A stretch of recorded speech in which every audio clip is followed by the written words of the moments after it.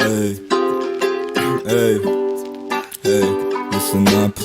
सोच जरा सोच सोच सोच आसानी क्यों ढूंढ रहा तू रोड रोड रोड जहाँ जाएगी ना रोड ऐसे आएंगे कुछ मोड़ then you gotta pave make way खुद के लिए यो सोच जरा सोच सोच सोच छोड़ी क्यों है ख्वाबों की वो खोज खोज खोज छोड़ चेस अट्रैक्ट करो मैप पूरा ट्रैक करो all you gotta do is freaking go go go सोच जरा बैठ के अब सोचते हैं सोच जरा ये कि लोगों में वो सोच नहीं है खास इनके शौक नहीं है काहेली किस बात की जब सारा कुछ यहाँ फोन पे है प्रोडक्ट सोच जिगर इधर सारे अपने जोन में है 9 to 5 ही करना बता और कोई तेरे गोल्स नहीं है कंफर्ट जोन में है बाहर आके गौर करे शुरू अपनी खोज करें कहाँ पे ना स्नोर करे रोज लड़े जाग जाए सोच पे ध्यान करें सोच पे ध्यान करें पता ब्रो जीत का तू जानता है पता ब्रो रजा ब्रो मेहनत में है रब की भी रजा ब्रो मरा हो ज़मीर तो क्या जिंदगी का मजा bro Hey folks, thank you for joining our Sochology Edu-Series. We finally hit the big 3-0 with today being our 30th episode, and we're excited to bring a new fireside chat format to our Sochology sessions. My name is Mudassar Bungish, and I'm joined by author. We have a super special guest for you today, but before we get started, just some quick announcements and housekeeping. Our Islamabad Soch Cafe is happening next Tuesday, March 5th, where for the first time, we'll be having a hands-on workshop on product documentation. Soch Cafe Karachi is also happening on the 6th, so make sure to head on over to our LinkedIn page to register for the event in your city and start following to get updates on future upcoming events. Coming back to this session, whether you're joining us from LinkedIn or YouTube, please post your questions into the chat and we'll bring them up either during or at the end of the session. Our guest today is John Cutler. So John focuses on the messy overlap and patterns of product, the beautiful mess, which is also the title of his newsletter. I think at one point you joked with Lenny that if you had an emo band, it would be called that. John is a prolific, or some might say obsessive writer with almost 1,000 posts spread across various newsletters, blogs, and mediums. So if you haven't yet subscribed to John's newsletter, The Beautiful Mess, make sure to check it out and start following him on LinkedIn. So just a bit of background on John. John has background in product management and UX research, including B2B SaaS companies like Zendesk, Pendo, and AppFolio. And before that, B2C, ad tech, banking, and media. So pretty much the entire spectrum, if you can call it that. And then until recently, John supported product teams at Toast as senior director of product enablement. Prior to that, he was a product evangelist and coach at Amplitude, where he interacted with diverse product teams and product leaders from around the world. This gave him an opportunity to conduct what I think you called product therapy sessions, and you talked to hundreds and hundreds of people, conducted workshops with thousands of people, and talks for tens of thousands of people. So thank you for coming on Sochology. We're thrilled to have you join us and learn from your experience and collection of wisdom over the years. Thank you so much. Great to be here. Awesome. Yeah. So our topic for this session is product strategy, goal setting, product engineering collaboration. But before we dive into that topic, John, I want to get your sort of hot take on something, which is the future of the PM role. So this happened a little while ago, but it's starting to catch on fire again, where Airbnb famously combined their product management and product marketing functions. And that got a ton of airtime, and it created this perception that product managers are no longer necessary. And that got propagated all over LinkedIn and other platforms. In fact, if you go through the talk on YouTube, that statement is actually the most replayed. So what's your take on all this? Well, I wrote a blog post with Alyssa Perry about this, where we kind of broke down that the various quotes that had come out from Brian Chesky. And I think it's so important for people to see that in context, in that particular context. I mean, you had a company that had grown extremely rapidly, and frankly, a founder CEO had sort of drifted away from the operations of the company, and then had stumbled back in for whatever reason and found that things had scaled and that it was way harder to get things done that he would have liked. And it also happened during a time in the pandemic when things got very real and they had to take very real action on what was going on. And I think even Brian Chesky tried to couch this statement, and there's been a lot written about it, but I mean, for me, this was a non-topic. This is a story of one company that sought to reframe something. And I do think it's a little funny. I mean, Brian Chesky's like, and we reduced our work in progress by 80%. And that was a genius move. And I was like, you reinvented reducing work in progress. That's amazing. After finding out there were a ton of dependencies in your company. And so it was a little bit like a little head scratcher to understand these things. Now, on the flip side of that, though, I think what it tapped into a little bit is the PM role in many companies, and probably especially in Airbnb in that point, had either become highly siloed and disconnected from the overall narrative of what was happening within the company, or had become much more of a human load balancer role, trying to manage all these dependencies and try to manage, a bulk of the time being spent almost as coordinator versus someone bringing something valuable to the team. So either highly siloed, go, but maybe not tying into the overall narrative of the company, or in the thick of it, trying to navigate all these different dependencies and things they're doing. So if you step back and think about it, that's the narrative that putting that other stuff to the side about the history of the company, I think that that's a little bit of the message there, that whether we call it product marketing or we call it product management, that it was a swing back in the pendulum from these like highly independent but disconnected teams and or teams in the thick of all these dependencies, a swing back to more focus, more end-to-end narrative, starting with a narrative for customers and working backwards, more focus on what they're doing. And so I think that's the lesson that any PM can take away from that in your environment. If you find that a bulk of your time is either trying to run away from the org to get anything done, and or being in the thick of the org and not getting anything done, that you're probably burning calories in the wrong direction, and that's maybe a lesson you could have learned from that particular episode. And then things were blown out of proportion, obviously, to make it worse to do that. So hopefully that helps. Yeah, awesome. A great perspective, right? And I think what you outlined, the fact that teams do get siloed, it happens in a lot of organizations, not just Airbnb. And I think they just had a different way of tackling that. And perhaps that kind of got a lot of airtime blown up. Okay, cool. So diving into the questions. So since we have a lot of aspiring and early stage PMs in our community, a lot of these questions are going to be focused from the lens of that individual PM. Right. So in your blog post on the Beautiful Mess 261 dependencies, you speak about the bureaucracy and gatekeeping that happens in bigger companies and the higher cognitive load ratio over productivity. What advice would you give to product managers in these large organizations and how they should go about setting strategy and goals for their products without feeling like they're playing leadership roulette and achieving their objectives? Wow, amazing question. I think I did a great coaching session yesterday where I learned a lot from a company that was battling this. And so I'm going to tap into that to make it more real and do it.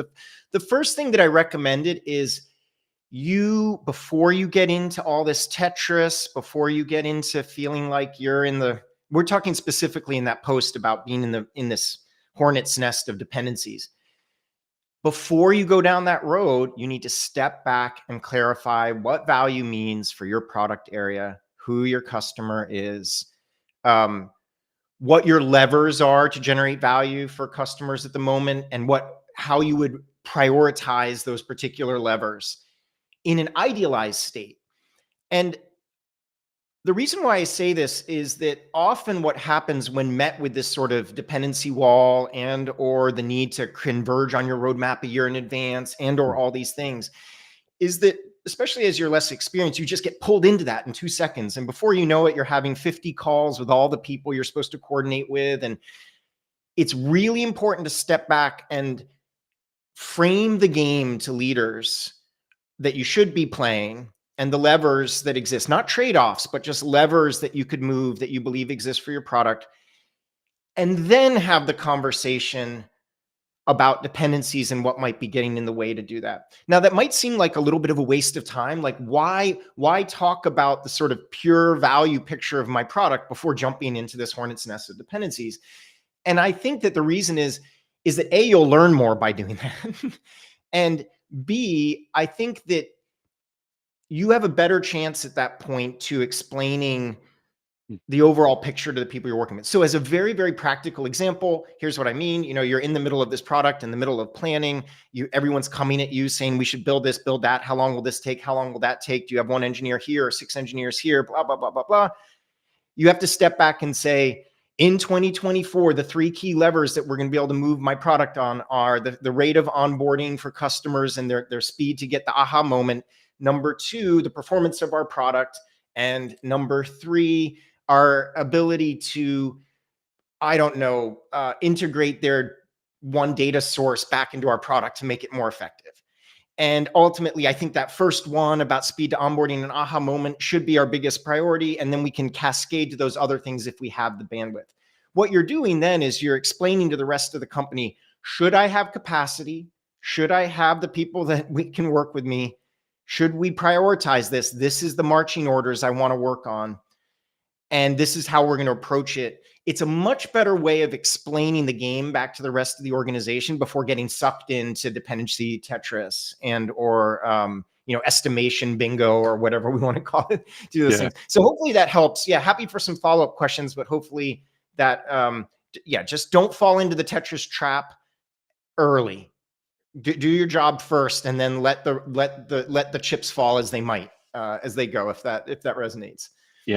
Yeah, I think the key takeaway for me there is that, like you said, start early. We always defer, whatever, or the planning rather, towards the end when it actually comes up and you get that email, hey, we're going to start planning, and then everybody goes into kind of like panic mode. And so you really need to get ahead of that. That's kind of the key takeaway for me. It should be a continuous hum. I mean, I think this is the hard thing. You're a PM and you can't fit this all into a 40-hour week, and you kind of know what you should be doing. Schedule 30 minutes a week to just go back to your sort of honest roadmap, the core principles of your product, the core risks, the value drivers, what you see as the major crux of your strategy for that year.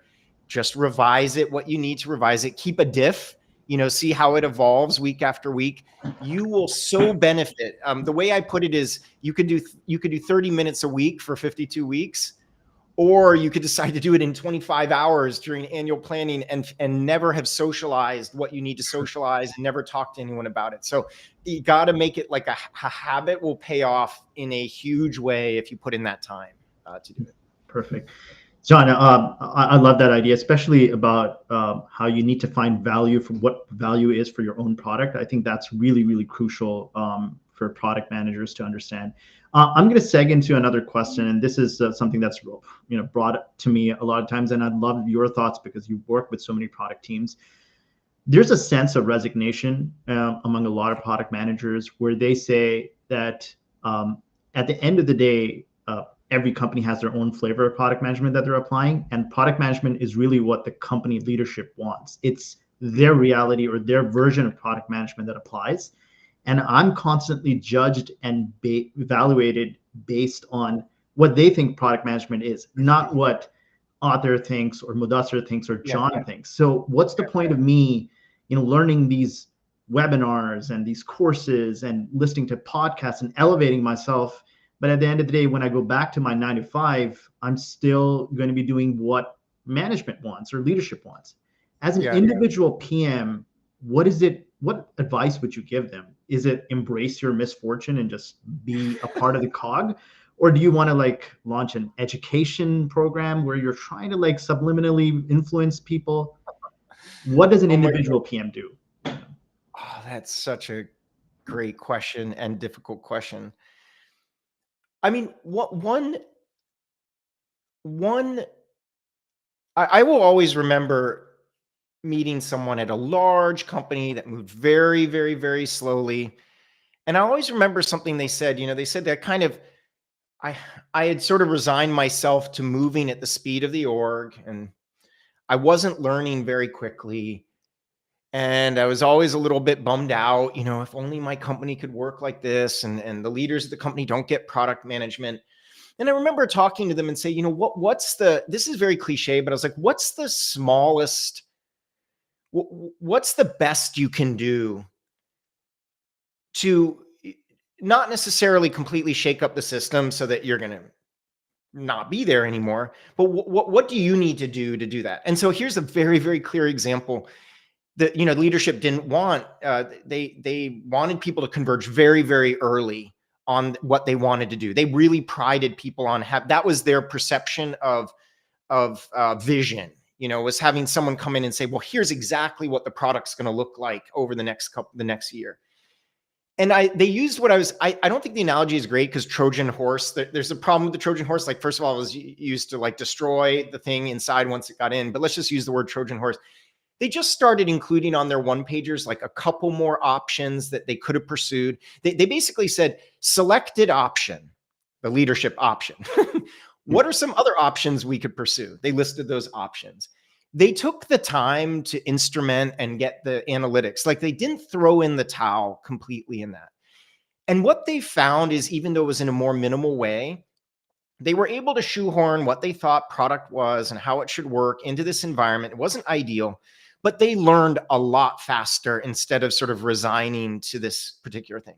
So what I would say is also, when you look at LinkedIn and you read these books, very few of these companies work like that.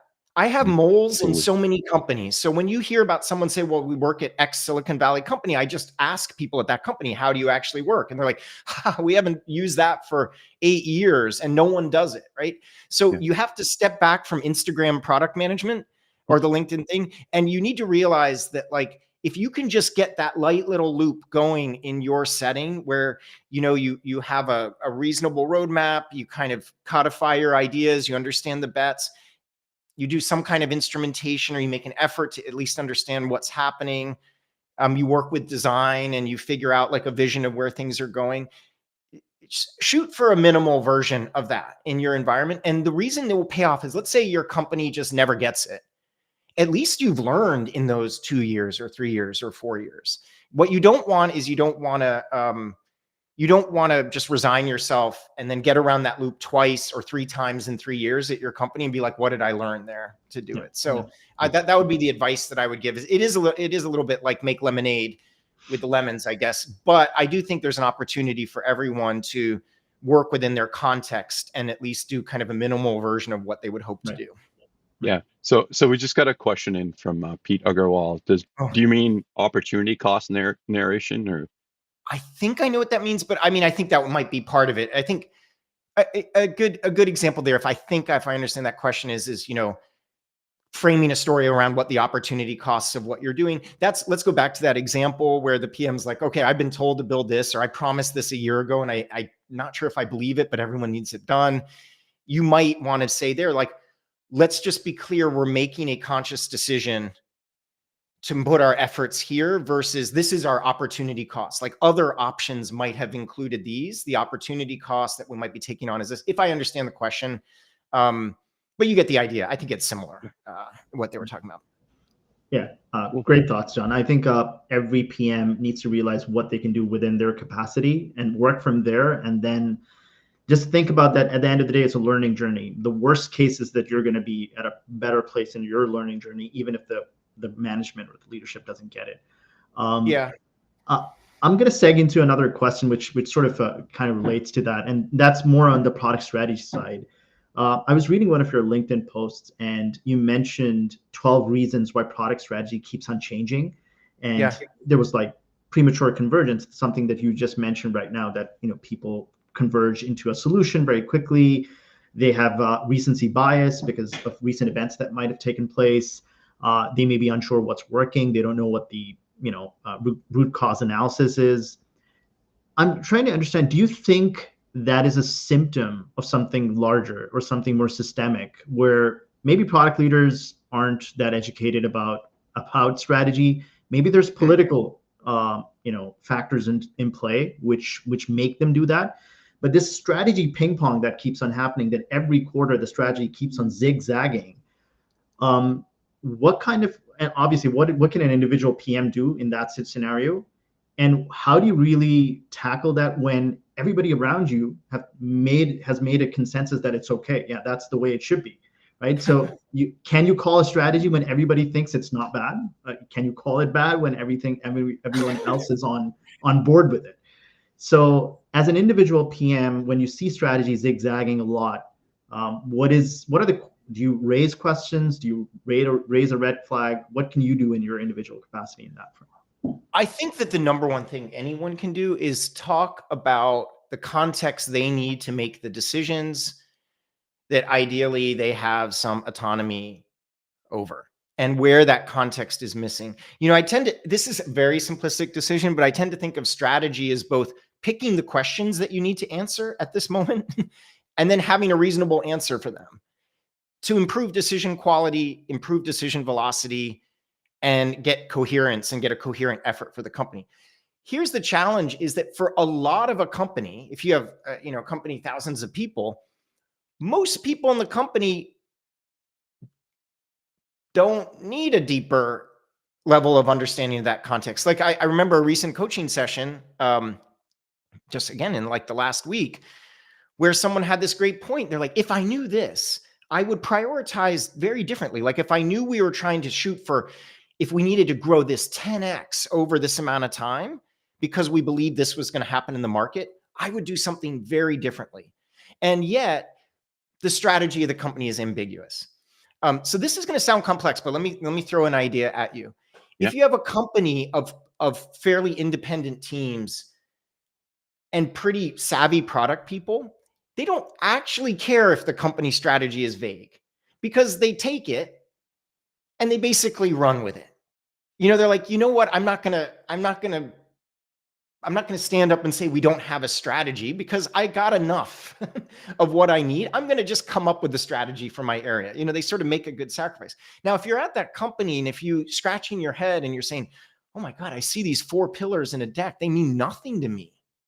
This just means we're a standard business. Like we want to make money, save money, make money.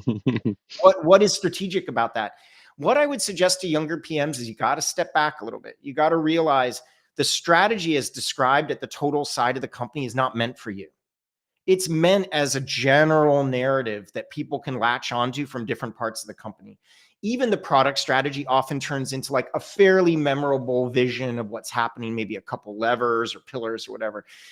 You got to find the people who are just doing it and have their strategy in the company to do that. But back to your question, I think that the very practical thing any PM can do is to just frame it very specifically as a decision set and what they're doing, which is right now, it is a little unclear to me whether we are concerned about this competitor or not. If I knew that we were concerned about them, I would likely prioritize this, and this. If I knew that it was a non-issue at the moment, I would prioritize this. Do you want me to operate on the assumption that it's a non-issue? Right. Yeah. And so I think that that's all any PM can do, right? Is just like frame it in the decisions that you need to make. The worst possible thing to do, and I've learned this from personal experience over the years, is just to remind people that what they say is the strategy is not a strategy. Does not work. You're either going to like piss people off, or it's not a priority for them to clarify it and on that level. So that doesn't work. So the other way works. Right. Yeah, and a more recent example, John, of this is in 2023 when ChatGPT came out. Everybody went haywire on AI, right? Yep. And businesses and leadership, they were so obsessed about, let's do something in AI. We need to get our AI products out there. Q2, Q3, people are launching AI products, and then suddenly they realize they're not as good as we thought they would be. Let's just reel back. And then, okay, AI is no longer a priority. Maybe we do it in certain sense. Let's go back to our roadmap. And now, as Gemini is coming out and all these other platforms are upping their game when it comes to AI power, now that people are sort of thinking, maybe we should have stayed with AI and we should go back. So that's where, that's one example of that strategy zigzag where PMs get a bit confused. Like, do I commit? Do I not? But I like the idea about you posing that question. If AI is a priority, but AI, again, is an enabler. It's not a strategy as such. It's a means to an end. But, right. Is it a marketing tick box? Part of this is the acceptance that, like, look, if you're sort of a thoughtful PM and you have taken time to study strategy, look, I know some great product leaders who could give a crap about strategy. They're just generally pretty good at sensing what customers, the direction it's going, and what's next. Like, you can go a long way in a product without deep strategy. So if you're sitting there and reading like Strategy or like this thing, and you've read all these books, there is a good chance that you might be like, at least from an informed standpoint, maybe not from a practical application standpoint, you might be 10 times more informed than the people you're working with. That's not their fault. And you're not somehow vastly superior for having done that. You just happen to expose yourself to more information. So part of it too is a little bit of the humbling, you know, the AI thing is a good example. Yes, some people in business are going to pick the name of the technology and then are going to use that as a rallying cry for what they need to do. Yes, you might be a product manager and know there's a lot more to it. Yes, your responsibility is to make the decisions you need to make and play with that tension to do it. So it's one of those sort of eternal challenges. Yeah, I think hopefully that's clear to folks. Yeah, frame the decisions you need to make is usually a useful technique. Awesome. So I'm just going to switch gears a bit from strategy to product engineering collaboration. And we've all learned, I don't think there's much doubt left on this point, that building trust and strong bonds with the Eng team is crucial to working effectively as a PM. But sometimes you join a new company and there's just isn't a spark between you and the team. It's just not clicking. And you can't be one of them no matter how hard you try, right? But you still have a job to do and you still have a product to deliver. So what are some strategies you could suggest in order to be effective as a PM in these kinds of team dynamics? I think that it's about stepping back and getting yourself out of the way and learning what's important to those folks. And you'll be surprised sometimes. I always tell the story of, you know, the product manager who is on a team and they like, no one cares. Let's go back to strategy. No one cares about strategy. They just want to build. And then like out of context, they ask one of the developers, you know, what are we building? And they're like, oh, I'm busy. I'm playing. I've got to finish this game. And they're like, well, what's the game? I forget the name of the game, but it's like literally this person was like a world champion in the most complex, massive online strategy game that you can have in the world. And it's funny because this person was just observing and coming to work and doing their work and had a life, but was deeply strategic and deeply understood these things. And so like, I think one thing is you do have to connect with people on the team about what meets their needs and what their interests are. Try not to stereotype them into one bucket or another. I remember an engineer who had a rear view mirror on their monitor and they would see me coming to ask a question. And then the rule was if you put on your headphones, that means don't bother me. They would see me. I could see that they saw me. And then they would put their headphones on so they wouldn't have to talk to me. And I was like deeply offended. I'm like, oh my God, they just don't care about the PM stuff. No, it's just like, they just really wanted to focus and they just were doing their thing. So I think that you have to put aside again, the sort of the dream state, you know, you're always in this triad, you're always working together and connect on the needs and the strengths of the people around you. And I don't think that there's much of another way. I think another thing too is you need to be very open to adapting how you work to how other people need to work. A lot of times, for a great example is back to that example of the rearview mirror is a developer makes a cost benefit decision like every 15 minutes, I read one time. And so think about all these weird meetings and rituals and stand-ups and crap like that. Yeah. Maybe you need to step back and say like, you know what, let's go a couple weeks without bothering each other and get some shit done. And then we'll spend 1 week together just focusing on the next thing. Like, I think part of it is we go in thinking it has to be a certain way and the collaborations have to be a certain way and you have to write these docs and get the people to write thing. And meanwhile, you could have massive opportunities right in front of you to just figure out people's rhythms about how they like to work and how they like to focus and throw all those stupid frameworks out the window for a little bit and figure out what's best and what works like best for the energy of the people around you. I don't think there's a silver bullet there, but I think that's my current thinking on it. Yeah, it's interesting, right? Like we had I think a trend a couple of years ago, obviously not too far ago, but you had Scrum coaches come in, right? And every company was hiring Scrum coaches, and it's like, oh, you got to go through all these ceremonies in order to be effective. And I mean, it seems like that might work for some teams just to bring some structure, which management is always trying to do, but it's not the most effective use of everybody's time. Yeah. And you can experiment. One very actionable thing people can do is, look, I get so tired of people and then they do retrospectives and it's like nothing ever changes and everyone complains about tech debt and everyone complains about communication. What's the smallest experiment you could change in the way of working and stick to it and call it an experiment? Say like, if it doesn't work after 2 weeks, we'll put every expiration date on everything. For the next week, we're going to try to have a funny example recently was the team was overwhelming the PM, the PM was constantly overwhelming the team with the how about questions, like could we questions. And then they decided to have Fridays would be could be Fridays. It's like, you cannot use the words could we unless it's Friday PM.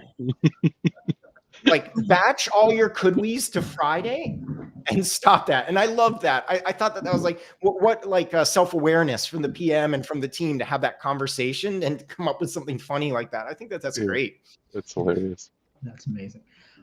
John, I'm going to throw in one more question before we go to audience questions. Sure. And this one actually comes from one of your articles where you, it was called Thoughtful Hippo. I believe that's something that, I love the hippo pictures, by the way. They were fantastic. Generative AI at its best.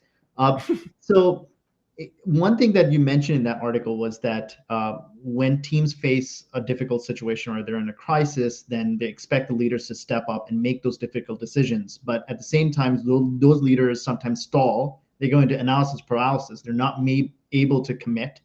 And there's sort of like this push and pull. Now, if you look at LinkedIn for the past 4 to 5 years, I've seen that there's this movement about empowerment. Every product team says we need to be empowered. We need to, have our autonomy. Spotify's squad model is sort of glorified in that respect. But at the same time, when things go haywire, they still want leaders to step in and fix the mess. Yeah. So as a product leader, and I'm switching the script now, as a product leader, what is that balance that I need to sort of work with? How much empowerment do I give? But at the same time, how much do I still guardrail or protect to make sure that the team is in the right direction? Because it almost seems as if the product teams are craving autonomy and outcomes over output and all those mantras that people keep on throwing out. But at the same time, leaders feel that they don't want to slip up, or they want to make the right decisions, but sometimes it's not clear who's going to make that decision. Is it going to be the leader? Is it going to be product teams? So what's the right balance? And how would you advise product leaders to act in that situation? Yeah, the purpose of that post also was that in a economy in flux and with macro factors as they are and things like that, my point there was that all of us at some point become a little paralyzed. And it doesn't matter whether you're a senior PM or an associate PM or you're a leader of the thing. In fact, if you're a leader, there's a lot more at stake, right? There's a lot at stake. And that when the idea was that when things were easy and money was everywhere, it was just like, go, go, go, go, go, everyone be go. And then when things are normal, there's a little tension between like, can you give me the levers and the trade-offs and like, and then also, yeah, sure. Can you give me a little bit more context? It's like a sort of healthy loop. The challenge then, I think, in present day is it's a little bit like there's a little bit of paralysis from all sides. Like everyone feels like they need to play like a massive trade-off game. Can you detail for me every place I can play every single chip? And then the person at the bottom is like, can you detail what our strategy is? Please decide to do those things. So given that, I think that the tricks would be as follows. I mean, I think that if you're a product leader, here's one of the funniest moments I realize is everyone has a boss. Like everyone's boss, the CEO has a set of bosses who are saying, can you please detail all the trade-offs of where the money is going? And then, the CEO will say to people below, like, I kind of want you to be giving me the trade-offs, but then they're looking up and saying, I need you to make the decisions. And then the person there goes down and says, I need you to detail the trade-offs and make the decisions. So first thing as a leader, as anyone is, everyone is in that boat to some degree. So you need to have that. The second thing I think is realizing, and we do this in our personal lives too. If you've ever kind of taken a vacation you don't want to take, have you noticed how you start stressing about exactly how you'll spend every minute or hour of the time? Like, then we go here. And when you're having an amazing vacation, you're like, oh, we just went with it. We just did one great thing a day. And it was a little bit. So you need to realize that we're in this state of threat. We tend to fall into a paralysis of hyper optimization about how we're going to do it. You need to realize that tendency has the exact opposite effect on your teams. It actually increases the amount of context switching, increases the amount of thrashing that the teams are going to do. So you need to realize when you're going into that and try extra hard at that point to at least frame a game that makes sense in terms of what you're doing. So I'd say that. The second thing I think that, so one is just realize it's happening to everyone, and everyone is going down and saying one thing, and everyone looks at their boss and says the other thing. The second thing is realize that your tendencies to when we say we've got to be very efficient or be optimized, that there's a downside to that actually makes our life even harder and worse. One example being premature convergence. You converge very quickly. And then I think that the third thing is, don't underestimate the advantage of simple heuristics. Don't underestimate what a team can do if you just frame a couple, like a little bit of a 4-strength priority, or you frame what they're going to do when they're doing that.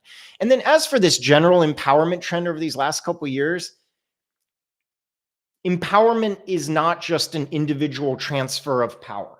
Empowerment is also an environment that you can do your best work. Empowerment is giving away and receiving power from people. These words sometimes we use, like empowerment and agency and other things. They have definitions in social sciences.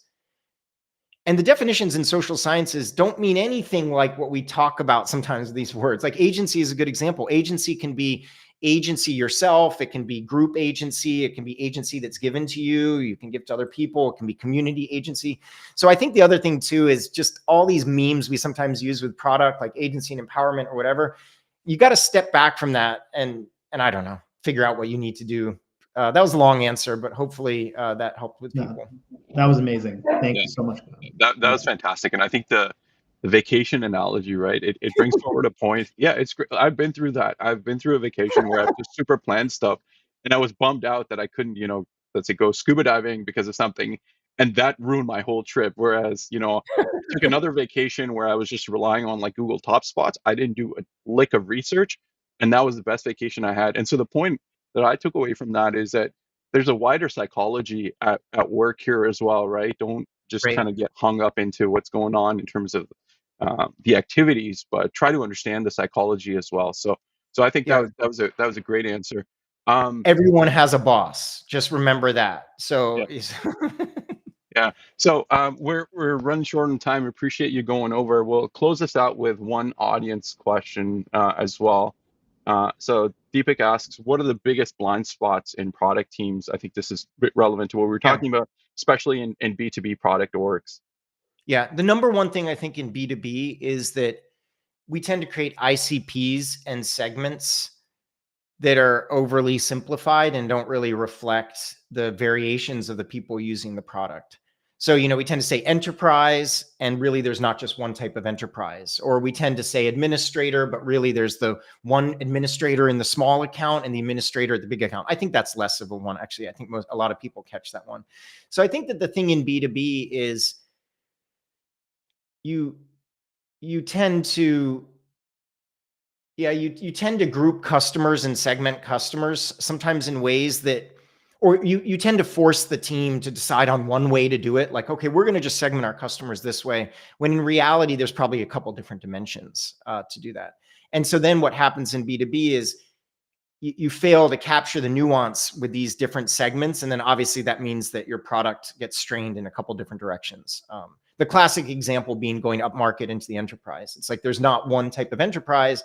They sign the early adopter enterprises first, and then they're very, very surprised when the other 95% of enterprises in the world don't operate like the early adopting enterprises. And then they ask, why was it an enterprise? Because it has more than 2,000 people working at it. Like, right. Like that, maybe that word wasn't that helpful.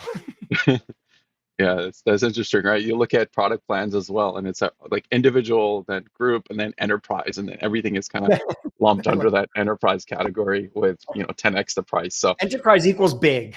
Just know that. Like, awesome. Okay, unfortunately, this was amazing. I mean, thoroughly enjoyed this. Unfortunately, we're out of time. So, John, thank you so much for your time. Yeah, myself and everyone online learned a ton. So on behalf of our product community and the Product Soch team, thank you so much.